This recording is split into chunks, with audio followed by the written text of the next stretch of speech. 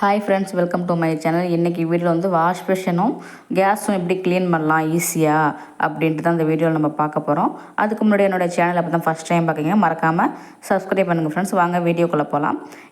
இதுக்கு வந்து சலிச்ச ஒரு 3 ஸ்பூன் கோலமாவை எடுத்திருக்கேன். அதோட நம்ம துணிக்கு போடுற ரின் பவுடர் இல்லைனா சர்ஃபெக்சல் எதுவாக இருந்தாலும் பரவாயில்ல, அது ஒரு 1.5 ஸ்பூனு, பேக்கிங் சோடா ஒரு கால் டீஸ்பூன் சேர்த்துருக்கேன். அது கூட லெமன் சேர்த்து நல்லா ஒன்றா மிக்ஸ் பண்ணிட்டேன். இப்போ வந்து என்னுடைய வாஷ் பேஷனை பாருங்கள். நான் இதில் வந்து ஜாமான்லாம் கழுவிட்டு நான் இதை வந்து க்ளீன் பண்ணாமல் உங்களுக்கு காட்டுறதுக்காக வச்சுருக்கேன்.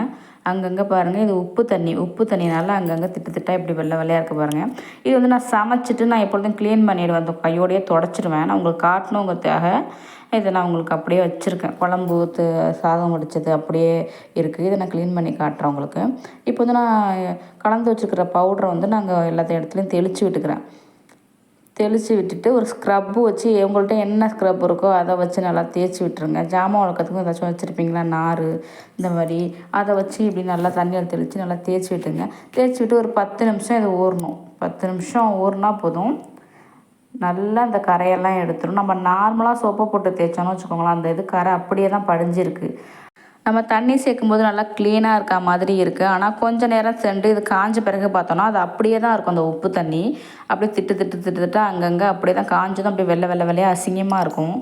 வாஷ் பேஷன்லேயே இப்படி படிஞ்சிருக்கும் புள்ளியாக. அதனால் இந்த மாதிரி நீங்கள் ட்ரை பண்ணி பாருங்களேன், சூப்பராகவே இருக்கும். நல்லா பளிச்சுன்னு இருக்கும். நீங்கள் எவ்வளோ நேரம் சென்று வந்தாலுமே காஞ்சது வந்து பார்த்தாலுமே அந்த வாஷ் பேஷன் நம்ம எப்படி கழுவுனப்போ இருக்கோ அதே பொசிஷனில் தான் இருக்கும். அந்தளவுக்கு பளிச்சுன்னு இருக்கும். நீங்கள் கண்டிப்பாக இதை ட்ரை பண்ணி பார்த்துட்டு எப்படி இருக்குன்னு கமெண்ட் பாக்ஸில் நிச்சயமாக நீங்கள் கமெண்ட் பண்ணுங்கள். இப்போ இதை க்ளீன் பண்ணியாச்சு. இப்போ பாருங்கள் எவ்வளோ பளிச்சுன்னு இருக்குது. இதே மெத்தடில் செய்யுங்க. இதே மாதிரியே தான் இருக்கும். எவ்வளோ நேரம் கழித்து வந்தாலும் இது காஞ்சாலுமே அந்த ஒயிட்டுங்கிறது இருக்காது. அதே போல் தான் இதுக்கு வந்து நான் தனியாக எதுவும் நான் யூஸ் பண்ணல. நான் எப்பொழுதும் ஜாமான் விளக்க விம் தான் யூஸ் பண்ணுவேன். அதை தான் வச்சு நான் இப்போ இந்த ஸ்க்ரப்பை வச்சு நான் யூஸ் பண்ண போகிறேன். வேறு எதுவுமே நான் எனக்கு கெமிக்கலாக நான் ஒன்றுமே சேர்க்கலை. இதே மெத்தடில் தான் நான் எப்பொழுதுமே செய்கிறது. சோப்பை வச்சு எங்கள் பக்கத்தில் நீங்கள் என்ன வச்சுருக்கீங்களோ அதை வச்சு யூஸ் பண்ணால் போதும். இதுக்காக தனியாக எந்த லிக்விடும் வாங்கணும், ஏதாச்சும் சேர்க்கணும் பொருள், அதெல்லாம் அவசியமே கிடையாது.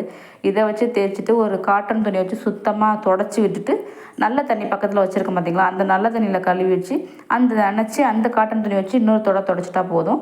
இது வாசத்துக்காக நம்ம ஒரு வினிகர் தண்ணியில் சேர்த்துக்கிட்டு ஒரு கற்பூரம், பச்சை கற்பூரமாக இருந்தாலும் பரவாயில்ல, சும்மா சாதாரணமாக சாமிக்கு கொளுத்துவோம்ல அந்த கற்பூரமாக இருந்தாலும் பரவாயில்ல, அதனால் நுணுக்கி அந்த தண்ணியில் போட்டு அதை வச்சு அந்த காட்டன் துணியில் நினச்சி சுற்றி தொடச்சிங்கனாவே நல்லா வாசமாக இருக்கும் உங்களுக்கு. அந்த இடம் வந்து ஸ்மெல்லு வராத. மீன் சமைச்சாலும் சிக்கன் மட்டன் சமைச்சாலும் இந்த கவுச்சிங்கிறது வரும் பார்த்தீங்களா, இதுமாதிரி நான் சொல்கிற மாதிரி செஞ்சால் கண்டிப்பாக சூப்பராக இருக்கும். அந்த ஸ்மெல்லே அங்கே தெரியாத அந்த அளவுக்கு சூப்பராக இருக்கும். நான் சொன்ன தண்ணி இருக்குது பார்த்தீங்களா, சூடம் போட்டு வினிகர் சேர்த்து அதை வந்து கேஸுக்கு கீழே நல்லா தெளித்து விட்டு எங்கெங்கே குழம்புலாம் ஊற்றிருக்கோம் அந்த இடத்த ஒரு காட்டன் துணி வச்சு தொடச்சி விட்டுட்டு அதுக்கப்புறமா நம்ம வாசனை பொருள் ஒன்று சேர்த்து வச்சுருக்கோம் பார்த்தீங்களா, சூடெல்லாம் கலந்து, அதை வந்து நல்லா எங்கே பார்த்தாலும் நல்லா தெளித்து விட்டுடுங்க. தெளித்து விட்டுட்டு ஒரு லைட்டாக ஒரு தேய்ச்சி விட்டுருங்க. அந்த இடம் வந்து நல்லா வாசமாக இருக்கும். உங்களுக்கு பச்சை கற்பூர வாசமும் வினிகர் வாசமும் நல்லாயிருக்கும், மணமாக இருக்கும். நீங்கள் இதை கண்டிப்பாக ட்ரை பண்ணி பாருங்கள். இப்போ பாருங்கள் எவ்வளோ ஒரு புதுசு மாதிரி பளிச்சுன்னு இருக்குது பாருங்கள். நான் இதை வாங்கி கிட்டத்தட்ட 5 வருஷம் ஆகுது. 5 வருஷம் ஆகியுமே இது இப்படி புதுசு மாதிரி இருக்குது பாருங்களேன்.